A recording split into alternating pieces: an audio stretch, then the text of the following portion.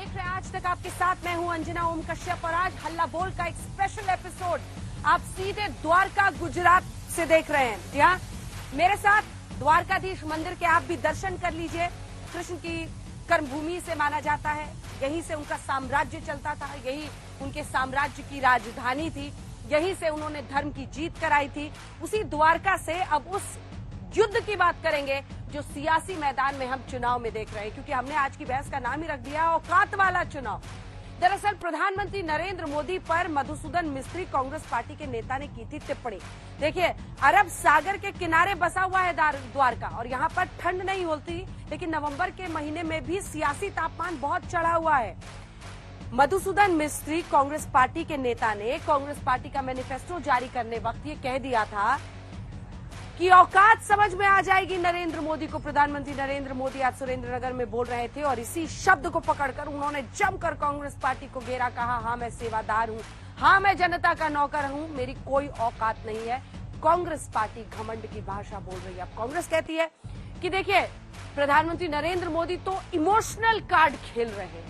इससे पहले कि हम चर्चा की शुरुआत करें, प्रेम शुक्ला हमारे साथ जुड़ गए हैं भारतीय जनता पार्टी की तरफ से, आलोक शर्मा जुड़ रहे हैं कांग्रेस पार्टी की तरफ से, विवेक अग्निहोत्री भी हमारे साथ, विनोद अग्निहोत्री माफ कीजिएगा, चर्चा में जुड़ेंगे। लेकिन उससे पहले आपको अपनी ये रिपोर्ट जरा दिखा देते हैं। पीएम ने आज जमकर घेरा है। कांग्रेस कह रही है इमोशनल दाव है गुजरात में।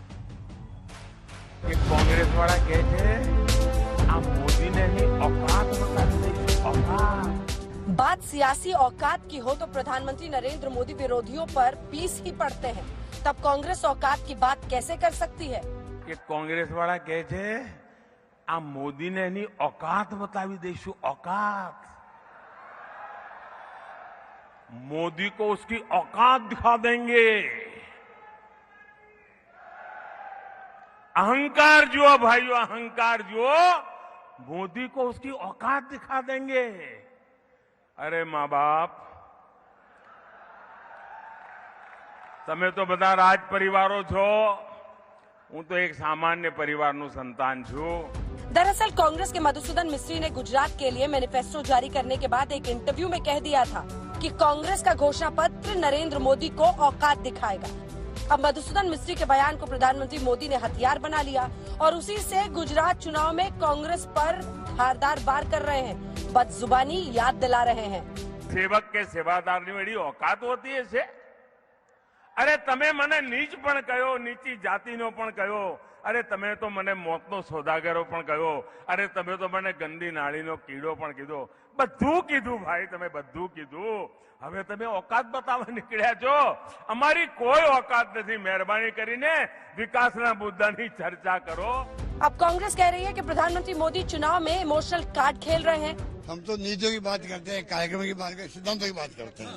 पता नहीं वो भावात्मक मुद्दे बना करके चुनाव जीतना चाहते हैं, जबकि हम चाहते हैं प्रिंसिपल पॉलिसी प्रोग्राम का आधार पर राजनीति हो। प्रधानमंत्री मोदी ने एक बार फिर मेधा पाटकर का नाम लेकर राहुल गांधी की कांग्रेस जोड़ो यात्रा पर हमला किया। तो आज से गुजरात की जंग में उतरे राहुल गांधी ने आदिवासियों का नाम लेकर सफाई दी। बदनाम કર્યું ગુજરાતને, દુનિયાભરમાંથી કોઈ પૈસા ના આપે ગુજરાતને, વર્લ્ડ બેંક પૈસા ના આપે, આવું બધું કર્યું। એ બહેન જે આંદોલન ચલાવતા ને, એમના ખભે હાથ મૂકીને ગઈકાલે કોંગ્રેસના એક નેતા પદયાત્રા કરી રહ્યા હતા। જરા કોંગ્રેસ વાળા વોટ માંગવા આવ્યા ત્યારે પૂછજો કે નર્મદા વિરોધીઓના ખભે હાથ મૂકીને તમે દોડો છો। ये रास्ता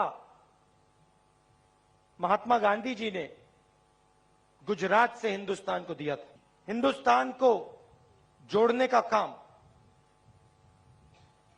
महात्मा गांधी जी जो गुजरात के थे, एक गुजराती थे, उन्होंने किया था।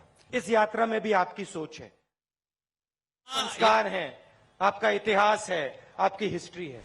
गुजरात में चुनाव प्रचार धुआंधार है। पीएम मोदी के साथ साथ बीजेपी के दिग्गज मोर्चे पर जुटे हैं, तो कांग्रेस में भी अब एक्शन नजर आ रहा है। इस बीच औकात वाले हथियार से प्रधानमंत्री का हमला कांग्रेस को परेशान कर सकता है, क्योंकि गुजरात प्रधानमंत्री मोदी का अपना राज्य है। आज तक ब्यूरो। तो आइए चर्चा की शुरुआत करते हैं। गुजरात प्रधानमंत्री नरेंद्र मोदी के लिए सबसे बड़ा चुनाव हर बार कहलाता है, क्योंकि ये ऐन लोकसभा चुनावों के पहले, देखिए अभी तो है 1-2 साल, लेकिन फिर भी ये हमेशा कहा जाता है कि ये सेमीफाइनल है। गुजरात तय करेगा नेता नंबर 1 देश का कौन है, और इसीलिए औकात वाला चुनाव ये बन गया है क्योंकि कांग्रेस पार्टी ने शब्द का इस्तेमाल किया प्रधानमंत्री नरेंद्र मोदी के लिए।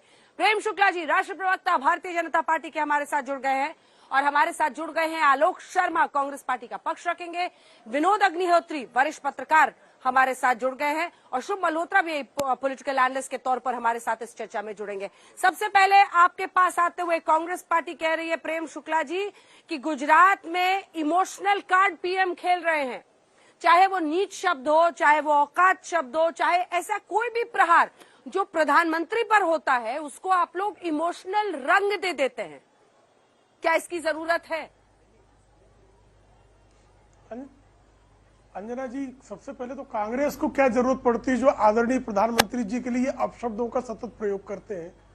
2002 के चुनाव में मौत के सौदागर से लेके 2022 के चुनाव में औकात, उसके बीच में नीच, गंगू तेली, नाली का कीड़ा, चाय वाला, क्या क्या गालियां नहीं दी गई। 86 गालियां दी जा चुकी हैं आदरणीय प्रधानमंत्री जी को पिछले 20 वर्षों में।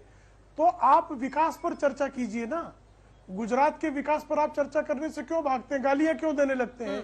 इस सवाल का जवाब देना होगा ना। आदरणीय प्रधानमंत्री जी ने जैसे ही बताया कि भाई कैसे 69,000 किलोमीटर नहरों का जाल, जिस गुजरात में बूंद बूंद पानी के लिए जो गुजरात तरसता था, और उस गुजरात को ये बूंद बूंद पानी न मिले, ये कांग्रेस का षड्यंत्र था। सैफुद्दीन सोज कांग्रेस के वाटर रिसोर्सेज मिनिस्टर थे, और उस वाटर रिसोर्सेज मिनिस्टर ने यह सुनिश्चित किया था कि गुजरात के सरदार सरोवर योजना का जो जल है वो सौराष्ट्र के सूखे इलाकों में ना पहुंचे। यह तो रिकॉर्ड है ना। गुजरात के लोगों को, चूंकि वर्ल्ड बैंक से भी गुजरात की इस परियोजना के लिए ऋण ना मिले, यह सुनिश्चित करने का काम केंद्र की कांग्रेस सरकार ने किया था। यह सत्य है ना।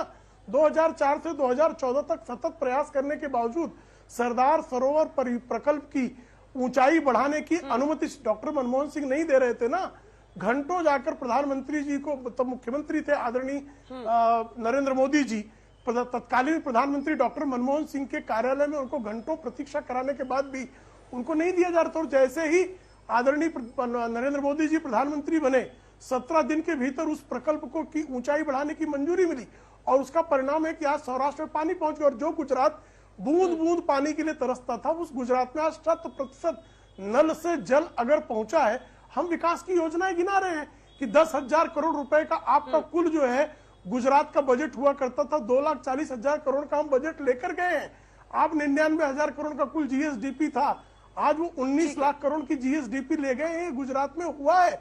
गुजरात में सिर्फ अहमदाबाद और मुंबई हाईवे के अलावा कहीं पर जो है उद्योग नहीं थे। आज गुजरात में उद्योगों का विकेंद्रीकरण हमने किया है। आज अगर हम अपनी योजना गिना रहे, इसी कारण 32 वर्षों से जो है कांग्रेस को गुजरात की जनता अस्वीकार करे, तो आप इस हताशा में क्या प्रधानमंत्री जी को गालियां देंगे?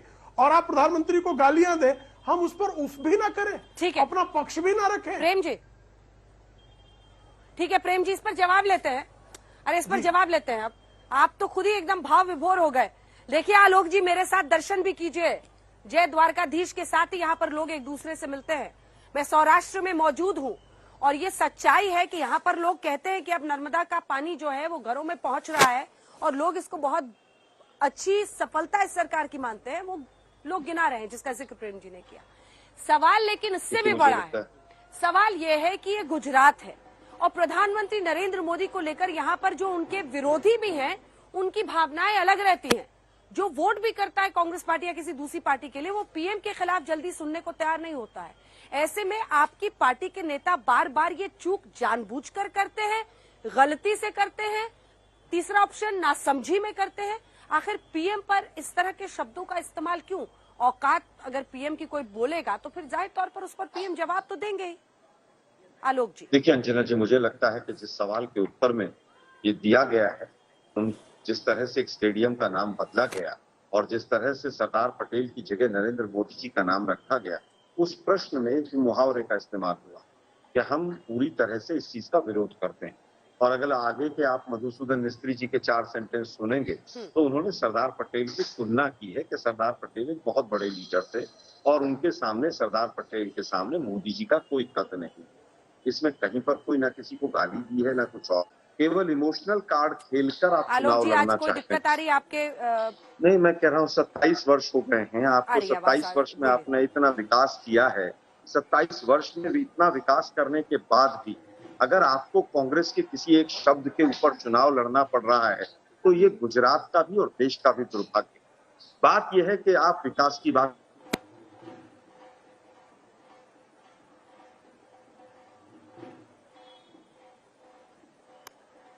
आलोक जी, बार बार आपका ऑडियो कट रहा है, उनको फिर से एक बार काट के रिकनेक्ट कीजिए ताकि एक बार में स्पष्ट तरीके से उनकी बात हम लोग सुन सके। कुछ कनेक्शन इश्यूज है, सर लगता है कनेक्टिविटी इश्यूज है आपके एरिया में। विनोद जी, एक टिप्पणी आपसे जल्दी से। सौराष्ट्र में ही मैं मौजूद हूं, नर्मदा का जिक्र उन्होंने किया, पानी का जिक्र किया, हर घर जल की योजना जिसको लेकर पीएम अग्रेसिव है, एक तरफ ये, लेकिन दूसरी तरफ उनके सम्मान और सम्मान से जुड़कर गुजरात की जनता सोचती है, तो इसको अगर बीजेपी एनकैश कर रही है तो उसी का ये स्वरूप देख रहे हैं। हालांकि उसका पर्सपेक्टिव और कॉन्टेक्स्ट दे रहे हैं आलोक जी। वो कह रहे हैं कि वो उन्होंने सरदार पटेल से तुलना में कहा था कि स्टेडियम का नाम हम इसलिए बदल रहे हैं और उनका कद कहीं ऊंचा है सबसे। विनोद जी, नहीं देखिए, आलोक जी ने संदर्भ दिया है, वो बात ठीक है। मुझे लगता है कांग्रेस के भीतर मोदी जी के कुछ अघोषित मित्र रहते हैं। वो कभी मणिशंकर अय्यर के रूप में सामने आ जाते हैं, तो कभी बीके हरिप्रसाद के रूप में सामने आ जाते हैं, और कभी अब मिस्त्री जी खुद गुजरात के हैं, वो भी गुजराती हैं। अब उन्होंने, चूंकि अब हिंदी उनकी कैसी है, उन्होंने अवकाश शब्द का इस्तेमाल कर दिया।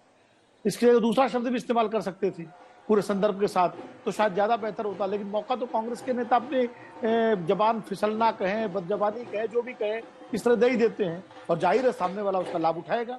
राजनीति में तो ये होता ही है। अगर आप देखिए, मोदी जी जो है वो चुनाव में, कहीं का भी चुनाव हो, गुजरात का हो, उत्तर प्रदेश का हो, कहीं का भी चुनाव हो, बिहार का हो, वो पूरे ताकत से और पूरे उससे चुनाव लड़ते हैं, बीजेपी लड़ती है, और किसी भी छोटी सी भी चूक का वो राजनीतिक फायदा लेने से नहीं चूकते हैं। और ये एक अच्छे खिलाड़ी की पहचान है।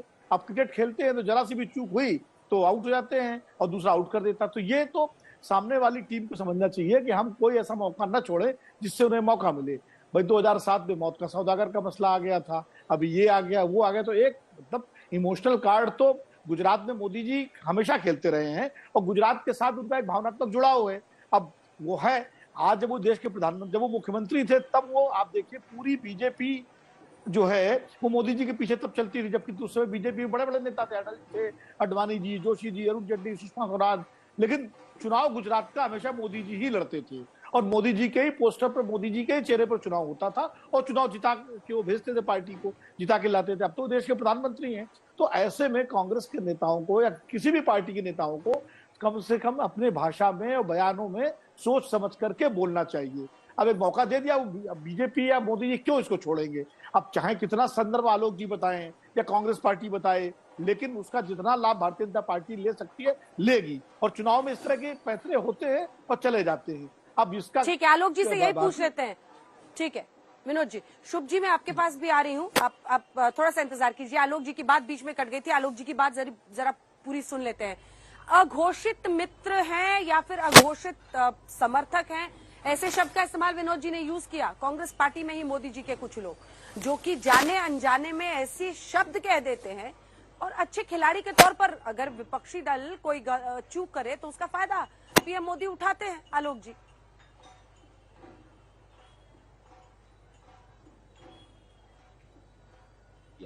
उनको इमोशनल शब्दों की इस्तेमाल करना पड़े तो मुझे लगता है कि सबसे पहले वो हार मान लेते हैं। अब बात आती है मोदी जी ने किस किस के लिए क्या क्या कहा है। 50 करोड़ की गर्लफ्रेंड, जर्सी काव, एक अपनी साथी जो सांसद थी उनको शुरूपन खा तक कहा एक देश के प्रधानमंत्री ने। क्या इससे ज्यादा लज्जाजनक कुछ हो सकता है? और मोदी साहब के लिए किस किसने क्या क्या कहा वो भी देख लीजिए। मुझे लगता है कि अगर हार्दिक पटेल ने उनको कोई भी शब्द इस्तेमाल करने से छोड़ दिया हो, फेंकू से लेके और यमराज तक क्या क्या नहीं कहा। आज हार्दिक पटेल उनके कैंडिडेट हैं। आज जिस तरह से कपिल मिश्रा का तो याद होगा कि क्या क्या कहा था उन्होंने विधानसभा के खड़े होकर अंदर। कपिल मिश्रा उनके पिछले चुनाव में दिल्ली में कैंडिडेट थे। फिर आज वो अल्पेश ठाकुर कहाँ हैं जो कहते थे कि मोदी साहब जो हैं 80-80 हजार रुपए का वो मशरूम खाते हैं उससे गोरा रंग हो जाता है। मुझे लगता है कि आज वो समय नहीं। मैं गुजरात में बैठा हूँ, माननीय राहुल गांधी जी की रैली से ही मैं निकला हूँ। आज जवाब देने का समय है मोदी साहब को, और मोदी साहब को जवाब देना चाहिए कि आपको तक्षशिला कांड में जो एसआईटी बनी थी जिसमें 24 बच्चे सूरत में झुलस गए थे, उनका क्या हुआ? लट्ठा कांड में जो 70 से ज्यादा लोग कच्ची शराब पीकर मर गए, उनकी एसआईटी की जांच कहां तक पहुंची? और मोरबी जो 2C मॉडल का जीता जागता उदाहरण है कमीशन और करप्शन का, मोदी साहब उस पर जवाब दीजिए। आप एक देश के प्रधानमंत्री हैं, आप भारतीय जनता पार्टी का कॉर्पोरेशन का चुनाव नहीं लड़ रहे हैं तो उसने ऐसा कह दिया जैसे सास बहू की लड़ाई होती है। देश के प्रधानमंत्री हैं अब आप बताइए 22 पेपर लीक हुए, कितने रोजगार दिए? 28 आंदोलन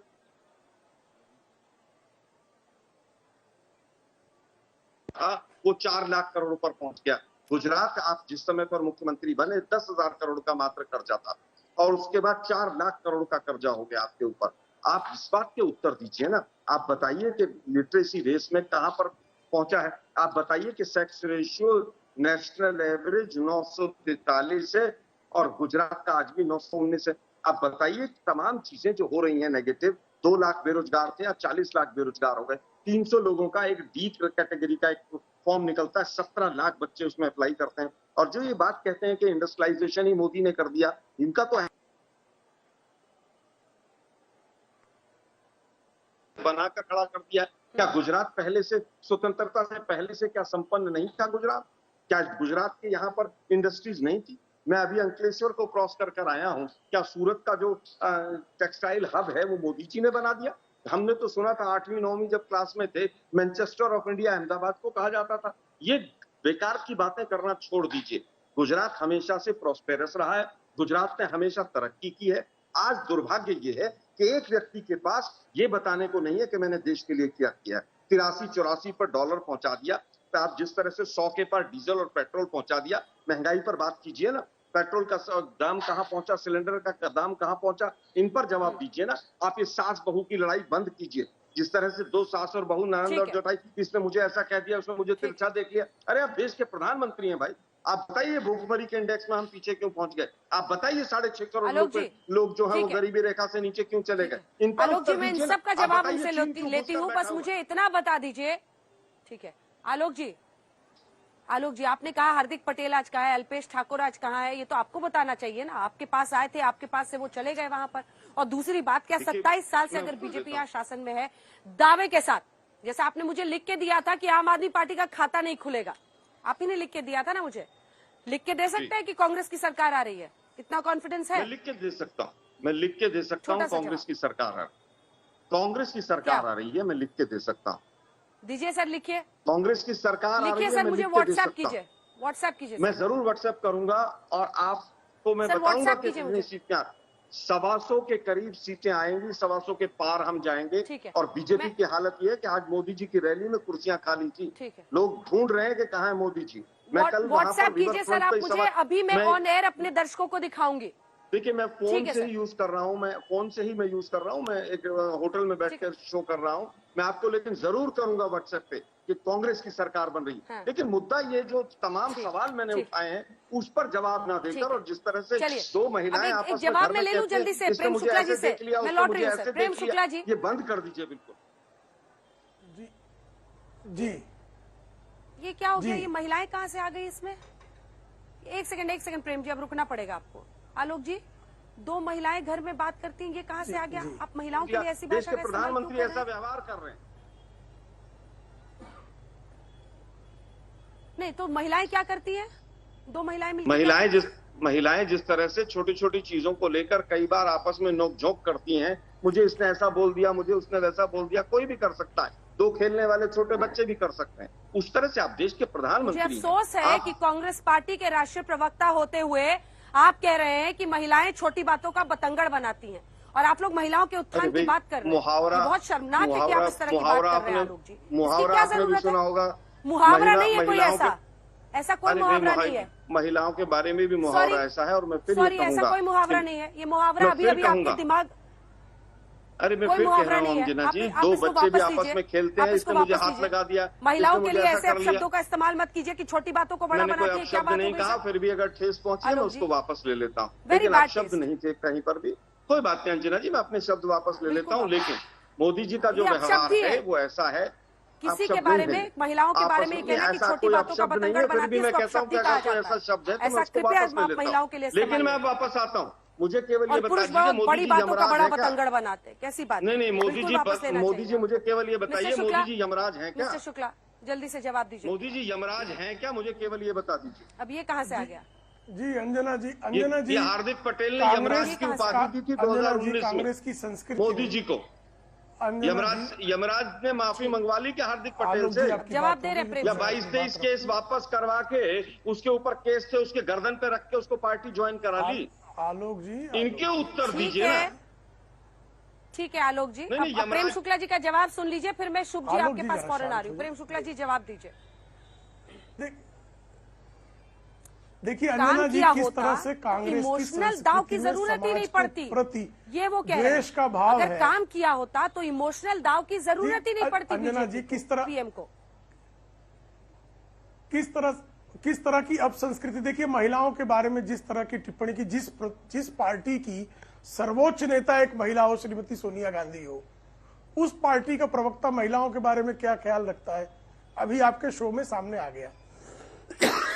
आदरणीय प्रधानमंत्री जी को गालियां दी जाए और वो गालियों का जवाब भी ना दे, और उन गालियों के समर्थन में कांग्रेस का प्रवक्ता जो है तमाम तर्क दे, तो ये सिद्ध हो गया कि मधुसूदन मिस्त्री ने कोई जो है चूकवश गाली नहीं दी है। सुनियोजित गालियों का एक कार्यक्रम कांग्रेस के प्रवक्ता और नेता करते, इसमें कोई संदेह नहीं है। अब बात है विकास की, जो मोदी जी ने क्या किया है गुजरात के लिए। सिर्फ प्रधानमंत्री किसान सम्मान निधि में 57 लाख से अधिक किसानों को 12,565 करोड़ रुपए गुजरात में मिले हैं। जब आप जो है छोड़कर गए थे ना गुजरात को कांग्रेस, तब जो है किसानों की कुल आय 9,000 करोड़ रुपए हुआ करती थी। आज 2,05,000 करोड़ रुपए किसानों की आय पहुंचाई गई और 2 दशकों में डबल डिजिट में एग्रीकल्चरल ग्रोथ रहा है। आलोक जी 69,000 किलोमीटर किस तरह से, और 1.2 लाख किलोमीटर नर्मदा परियोजना के कारण जो है जिस तरह से नहरों का विकास हुआ है, वो सारे लोग भली भांति जानते हैं। राजकोट हो, अंकलेश्वर हो, भुज हो, तमाम इलाके, दहेज हो, इनका औद्योगिकरण जो है ये आदरणीय नरेंद्र मोदी जी के कार्यकाल में ही हुआ है। आप जो है बातें करते हैं 33 जिलों में 1 स्टॉप 1 क्राइसिस सेंटर जो है आदरणीय मोदी जी के कार्यकाल, आपका जब कार्यकाल था तो 365 दिन में से 265 दिन कर्फ्यू लगा रहता था। आदमी अहमदाबाद से गांधीनगर और गांधीनगर से अहमदाबाद जाते समय भी उसको चिंता होती थी कि कहीं कर्फ्यू ना लग जाए।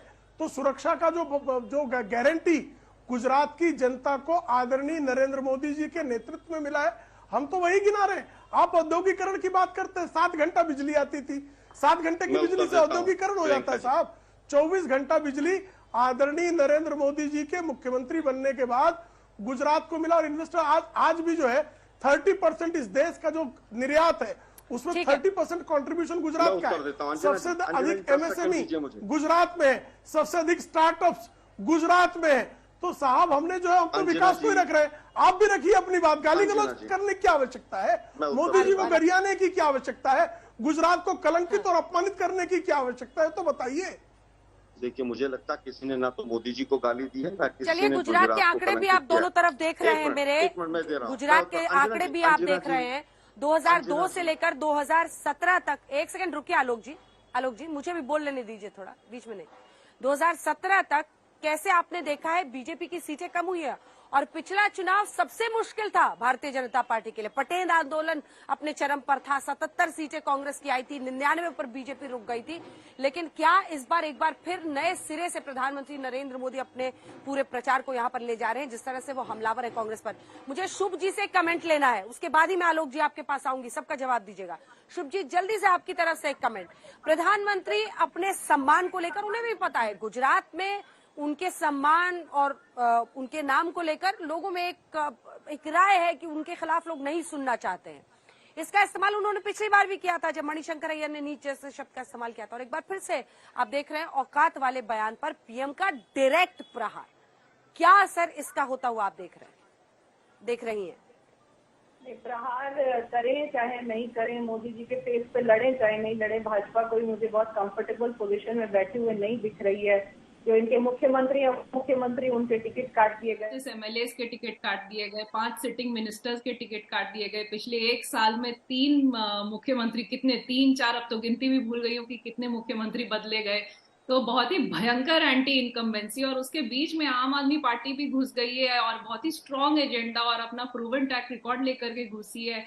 इन्होंने लगभग 10 लाख सरकारी नौकरियों की बात करी है, लगभग इन्होंने बेरोजगारी भत्ता की बात करी है, व्यापारियों के लिए वैट में रिलीफ की बात करी है, 6 महीने के अंदर केस निपटाने की बात करी है, किसानों की बात करी है, महिलाओं के लिए पेंशन की बात करी है।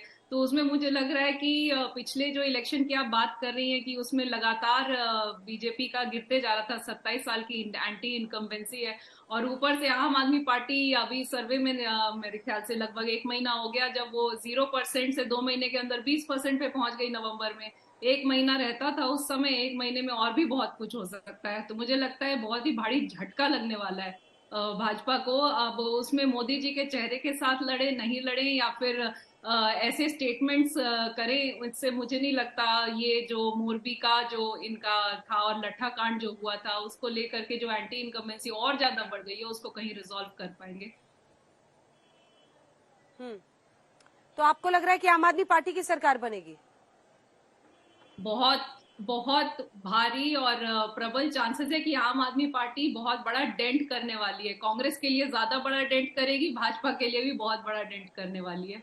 और जैसा कि मैंने अभी शायद कल या परसों में रात की भीड़ की फोटो देख रही, ठीक, डेंट करने के मूड से गए हैं और तभी डेंट शब्द का इस्तेमाल आ रहा है। जवाब लेते हैं। इनके मुख्यमंत्री कैंडिडेट को 4 दिन लगे कौन सी सीट से लड़ना है। आमबलिया सीट से जहां से वो लड़ रहे हैं वहां से जमानत जब्त होगी उनकी, मैं ये भी आपको SMS कर दूंगा। दूसरी बात ये आती है कि 94-95 में हमारी सरकार का आखिरी वर्ष था, उसके समय पर 18.5 GDP ग्रोथ थी 94-95 की, और 2021-22 की 1.35% है। मैंने अभी आंकड़े दिए आपको कि 10,000 करोड़ का कर्जा 4 लाख करोड़ पर पहुंच गया। ह्यूमन डेवलपमेंट इंडेक्स में 19वें नंबर पर है गुजरात।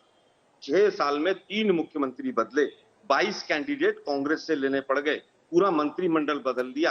आप मांगिए ना डबल इंजन के नाम पर वोट। आप डबल इंजन के नाम पर क्यों नहीं वोट मांगते हैं? क्यों नहीं कहते हमने नोटबंदी की थी, हम नोटबंदी के नाम पर वोट मांग रहे हैं? कहिए ना बहुत हुई महंगाई की मार, अब की बार मोदी सरकार और हमें वोट दे दीजिए।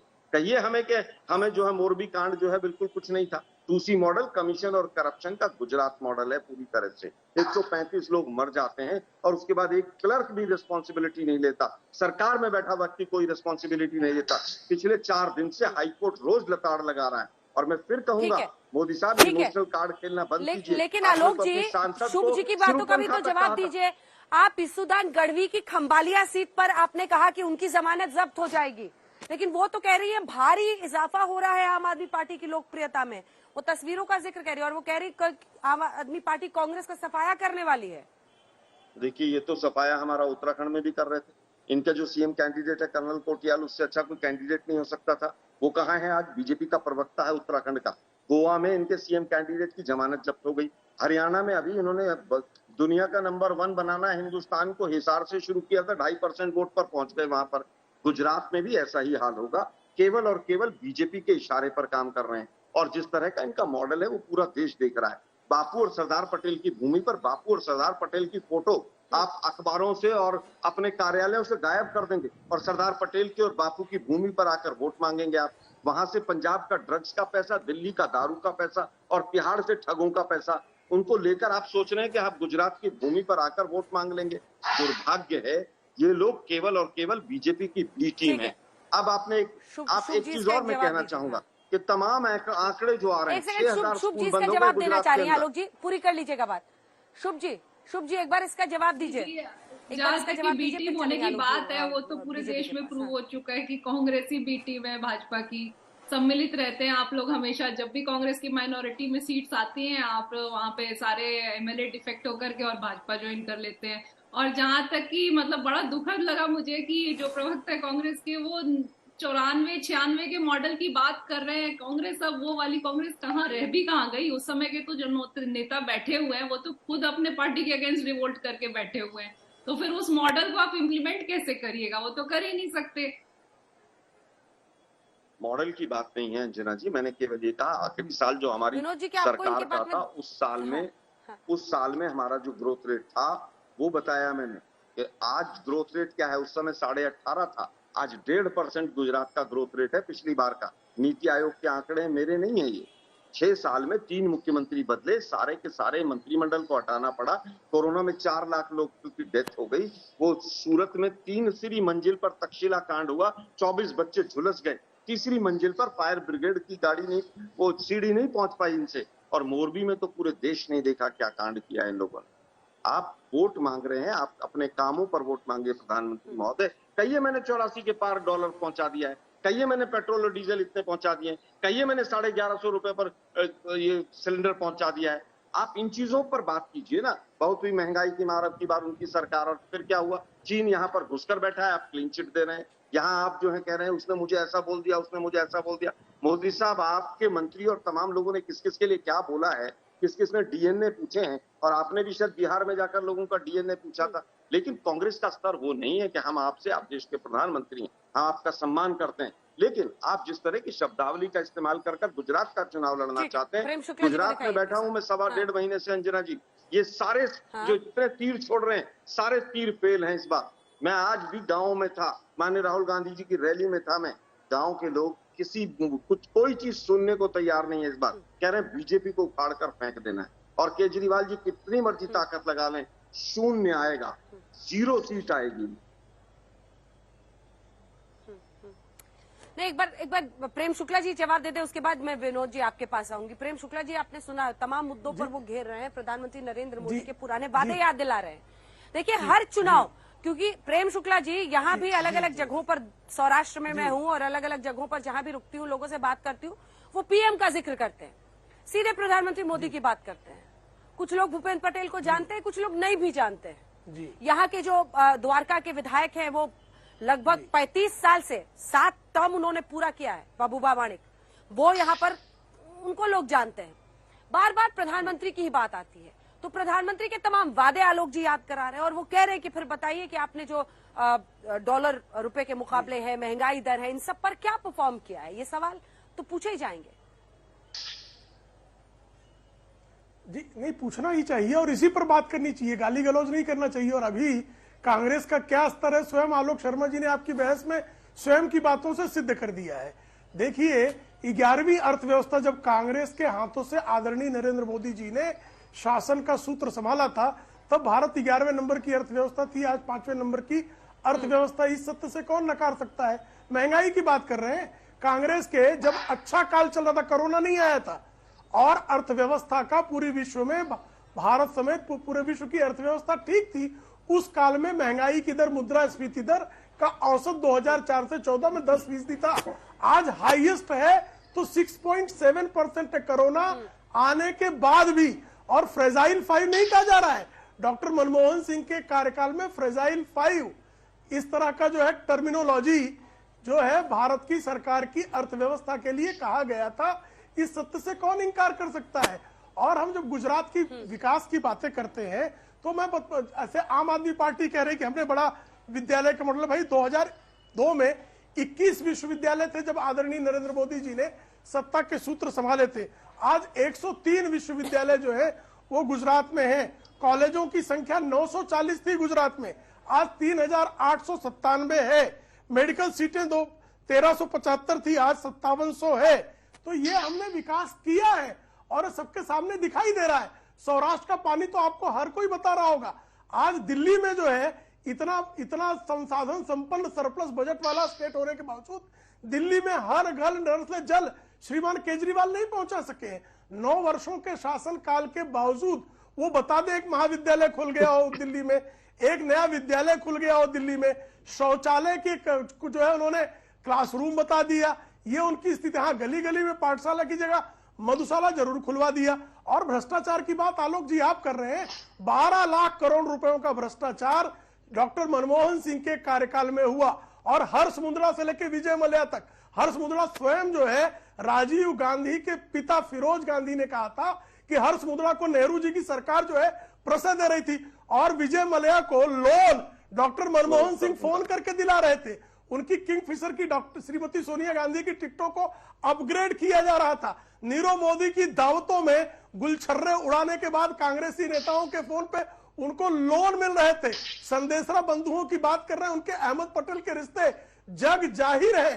तो आपने लगातार इस और क्वात्रो की जो हर संडे जो है विशेष लंच करने के लिए 10 जनपद में श्रीमती सोनिया गांधी के कथित भाई के रूप में आया करता था, अटल बिहारी वाजपेयी जी की सरकार में जिसके खातों को सीबीआई ने सीज कर दिया था, श्रीमती सोनिया गांधी के नियंत्रण वाली सरकार आते ही क्वात्रोकी के खाते जो है डिफ्रीज कर दिए गए। ये सब जानते हैं भली भांति कि किस तरह से 2G से लेके जीजा जी तक भ्रष्टाचार। और आप बात करते हैं भोपाल गैस कांड के एंडरसन को विशेष विमान से श्रीमान राजीव गांधी ने जिस तरह से बाहर भेजा था और जिस तरह से 10,000 सिखों का नरसंहार करने के बाद बड़ा पेड़ गिरता है तो धरती हिलती है, इस तरह से क्रूर बयान दिए गए थे। कौन भूल सकता है साहब आपको? क्वात्रोची एंडरसन से लेकर 84 पर आपको घेर रहे हैं और आप ही के पुराने पन्ने पलट रहे हैं आलोक जी।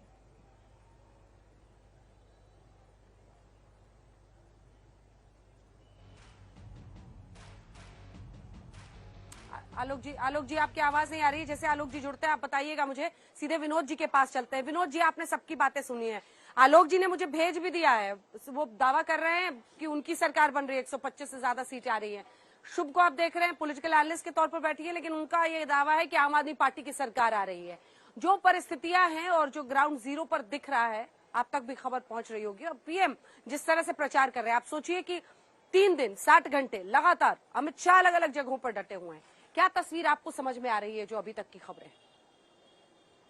देखिए, तस्वीर साफ है बिल्कुल, और उसमें किसी तरह का कोई मुझे शक शुबा नहीं है कि मुख्य रूप से मुकाबला बीजेपी और कांग्रेस के बीच में है, जो हमारे रिपोर्टर्स भी बता रहे हैं और तमाम लोग बता रहे हैं। जहां तक आम आदमी पार्टी की बात है, आम आदमी पार्टी ने निश्चित रूप से कोशिश की है। सूरत के नगर निगम के चुनाव से उनको एक ताकत मिली और उन्होंने उस हिसाब से किया, लेकिन अब आम आदमी पार्टी के ही लोग दबी जबान से ये कहने लगे कि हमारा पीक थोड़ा जल्दी आ गया और अब वो उतार पर है। और जिस तरह एमसीडी के चुनाव में आम आदमी पार्टी जो है फोकस कर रही है, क्योंकि दिल्ली में उनकी सरकार के नीचे चुनाव हो रहे हैं और वो उसके लिए गुजरात से भी बड़ा मुद्दा है, तो ऐसे में धीरे धीरे जो है मुझे लगता है, और जो कांग्रेस पिछले 15 दिन पहले तक कहीं दिख नहीं रही थी, खाली माइक्रो मैनेजमेंट की बात की जा रही थी, आज उसके नेता जो है, बड़े नेता कांग्रेस के प्रचार में कूद चुके हैं। राहुल गांधी याद है, अशोक गहलोत, चिदम्बरम, मोहन प्रकाश, तमाम सारे, शक्ति सिंह गोहिल, तमाम सारे नेता लगातार है। तो मुकाबला धीरे धीरे, और तो ये बात तो प्रधानमंत्री जी खुद कह चुके हैं अपने भाषण में कि भाई कांग्रेस के प्रचार से सावधान रहिएगा, मुकाबला हमारा कांग्रेस से है। अमित शाह जी भी कह चुके हैं। और गुजरात में जो है, ऐसा नहीं कि तीसरी पार्टी में पहली बार लड़ रही है। पिछले 2012 में जो 2017 में जो है वो जीपीपी लड़ी थी, केशुभाई पटेल की पार्टी। 2012 में जो है केशुभाई पटेल की पार्टी जो है पूरे, नहीं 2012 में लड़ी, क्षमा कीजिएगा, केशुभाई पटेल की पार्टी जो है पूरे गुजरात में लगभग 170 के आसपास सीटों पर लड़ी थी। इसके पहले जो है शंकर सिंह बघेला की पार्टी भी लड़ चुकी है। तो बहुत ऐसा नहीं है, और भी चिमन भाई पटेल का जनता दल लड़ चुका है। तो तीसरी पार्टी यहाँ आती रही है, लेकिन आमतौर पर गुजरात के लोग जो है वो दो ही पार्टियों के बीच में वोट करते रहे, बीजेपी और कांग्रेस। 27 साल से बीजेपी की जो सरकार है, ये बात सही है जो शुभ जी ने कहा, जल्दी से 3 मुख्यमंत्री बदले गए, आनंदीबेन पटेल, विजय रूपाणी, भूपेंद्र सिंह पटेल, तो कहीं ना कहीं वो एक जरूर पैनिक दिखाता है कि बीजेपी अपनी मोदी जी के जाने के बाद अपनी राज्य सरकार के परफॉर्मेंस को लेकर के भारतीय जनता पार्टी का केंद्रीय नेतृत्व बहुत मुतमईन नहीं है। इसीलिए मोदी जी, अमित शाह जी और बीजेपी के सारे बड़े नेता पूरी तरह से चुनाव में डटे हुए हैं। और ये चुनाव मतलब हमेशा, ये कोई पिछले चुनाव देख लिए, 2017 में आखिर तक मोदी जी जो है बिल्कुल डटे हुए थे। हर चुनाव में, पूरा चुनाव मोदी जी के, जैसे जैसे चुनाव नजदीक आएगा, मतदान नजदीक आएगा, चुनाव मोदी बनाम आदर्श होगा। अब उस आदर्श में सामने जाहिर है कांग्रेस है, आम आदमी पार्टी है, लेकिन जिस तरह आम आदमी पार्टी की सबसे बड़ी समस्या ये है कि अभी गुजरात में उनका ग्राउंड लेवल पर वो नेटवर्क नहीं बना है जो पंजाब में बन गया था। क्योंकि पंजाब में 2017 में आम आदमी पार्टी ने बहुत काम किया था और लग रहा था कि वो जीत जाएगी, लेकिन वो 22 सीटों पर सिमट गई थी। पंजाब में आम आदमी पार्टी का मुकाबला उस कांग्रेस था जिसके 4 जो नेता थे, वो आज उसमें से 2 तो बीजेपी में है, एक कनाडा में है और एक जेल में है। वो आपस में लड़ रही थी पार्टी। यहाँ बीजेपी बहुत मजबूत। जल्दी से 2 मिनट का 2 लाइन का कमेंट। ठीक है विनोद जी, वक्त की कमी है और आलोक जी में ना लिया जाए। इसी मॉडल को लेकर के इन्होंने दिल्ली में 2015 में 2020 में थंपिंग मेजोरिटी से आम आदमी पार्टी ने सरकार बनाई थी और पंजाब में जाकर के कांग्रेस को तो इतने भयंकर और गंदे रूप से डिस्प्लेस किया था। तो इसको अंडरडॉग्स को आप लोग हल्के में ना लें, और इनकी प्रोपोजिशन जो इनको इतना पावरफुल तौर पे लेकर के आई थी, आलोक जी जल्दी से हम आपका कमेंट, क्योंकि बीच में कट गई थी आपकी आवाज, आवाज, जल्दी से अपनी बात पूरी मुझे कीजिए। लगता है और कई क्या चीजें सामने निजी आई। तौर पर आप भी ये मानते हैं कि पीएम पर जितना कम हमला हो उतना बेहतर है आप लोगों के लिए? देखिए, इसमें कहीं कोई दो राय नहीं है। मोदी जी क्योंकि कभी भी विकास के नाम पर बात नहीं करते हैं, वो हमेशा से इधर उधर की बात करते हैं। वो चाइना को क्लीन चिट देते हैं, डॉलर की तुलना में रुपए को डुबो देते हैं, देश में भुखमरी के इंडेक्स में नीचे ले जाते हैं, लेकिन अपना इमोशनल कार्ड खेलने से नहीं चूकते हैं। मुद्दे की बात यह है कि आप अभी कहा कि 12 लाख करोड़ के घोटाले हो गए मनमोहन सिंह सरकार में। भाई, आपकी 8 साल से सरकार, आप पकौड़े तल रहे हैं। 8 लोगों को तो जेल में डाल देते, एक भी व्यक्ति को तो जेल में डाल देते। आप भोपाल गैस त्रासदी की बात कर रहे हैं। भोपाल गैस कांड का कौन वकील था? अरुण जेटली जी वकील थे, जो उस कंपनी को बचाने के लिए कोर्ट में खड़े हुए थे। दूसरी चीज मैं पूछना चाहता हूँ, आप बार बार कांग्रेस पर आरोप लगाते हैं, टूजी में क्या हुआ? एक लाइन का जवाब, कितने लोग अंदर गए? नहीं, मिस्टर प्रेम शुक्ला, एक लाइन का जवाब। नहीं, पी चिदम्बरम जेल गए थे, खत्म हो गया, पी चिदम्बरम जेल गए थे, श्रीमती सोनिया गांधी बेल पे है, श्रीमान राहुल गांधी बेल पर ही है कि नहीं सत्य? चलिए, जेल और बेल की ये कहानी और लिस्ट बहुत लंबी है। आप सभी का बहुत धन्यवाद हमारे साथ चर्चा में जुड़ने के लिए। लेकिन द्वारकाधीश मंदिर के आगे से आप हल्ला बोल का ये स्पेशल एपिसोड देख रहे थे। गुजरात में चुनावी पारा जो है वो चरम पर है, और पीएम ने औकात शब्द का इस्तेमाल जो उनके खिलाफ किया था, उसको लेकर एक दांव जरूर खेला है। देश दुनिया की बाकी खबरों के लिए आप देखते रहिए आज तक।